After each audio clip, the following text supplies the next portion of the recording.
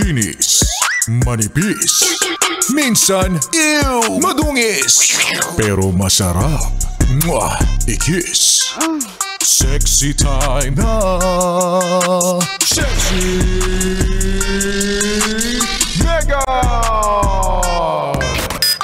Alam nyo mga yes friend, when you love someone, fund transfer na agad yan. Ganon ha? Hindi naman natin ini-invalidate yung ibang mga love languages na yung bibigyan ka ng quality time, bibigay sa'yo yung assurance through words of affirmation, ganyan. Pero syempre sa hirap ng buhay, we go for the gift giving. Gift giving! Yung giving gifts na klase ng love language. Diyos ko! Ako personally, practical kasi si Sexy Megan. Kaya kapag kami nagtatanong sa akin kung anong paborito kong bulaklak, ay, sinasabi ko na kagad, alam mo kung bulaklak lang din ang ibibigay mo sa akin, parang okay na yung jasmine. Thai jasmine rice, 5 kilograms. Okay na ako doon. Diba? Maging practical tayo. And syempre ikaw, kung ikaw, magbibigay ka din sa kung sino mga special sa'yo, mas gugustuhin mo rin naman yung makikita mong ginagamit niya, makikita mong talagang makakatulong sa kanya, diba? So maganda yung grocery. Ngayon, pag wala kang time mag-grocery, ano ba naman yung 5,000? Mukhang pera yan? Hindi naman. Again, andun lang tayo sa era na nagpapaka-practical tayo. Diba? Ako dati talagang ini-effortan kong maghanap ng regalo kay mama. Pero nung na-realize ko na parang mas masaya si mama pag binibigyan ko siya ng 3,000 kapag ka-birthday niya o kaya kapag Mother's Day. So minsan kinakash ko na lang.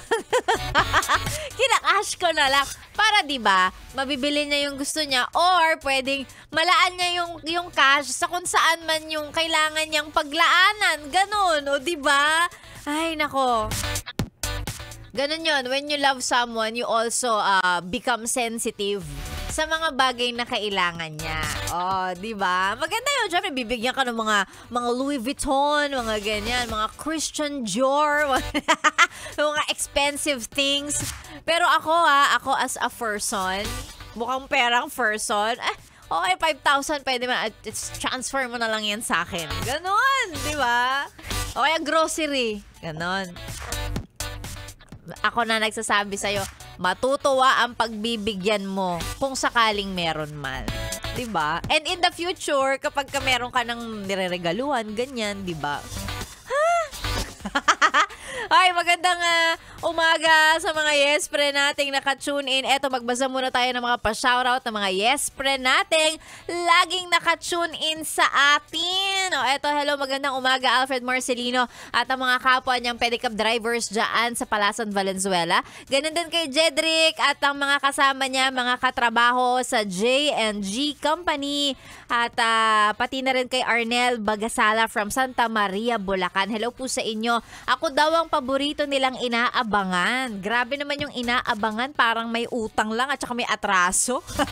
Inaabangan. Hello po sa inyo. Maraming salamat. Ganun din kay Reynold de la Peña. Shoutout po kay Kuya Mark Soriano. Lagi nakatutok. Number 1 po kayo lagi sa amin. Ayan. Number 1 daw tayo sa maalikabok nilang radyo. Perfect! Ayan. Hello po sa inyo. Lakasan ng volume para marinig ng buong kapitbahay. Ganon din kay Marilu Punong Bayan. Pati kay Fe Castel and Teresita Dakara. Thank you very much for listening. Ang mga pa-shoutout ay isend lang sa ating Facebook page, DJ Megan Yes FM. Ako po ang inyong kasama hanggang mamaya pang tanghali. Dito lang sa stasyong ikaw, ang number 1. This is 101.1 Yes FM. Solid!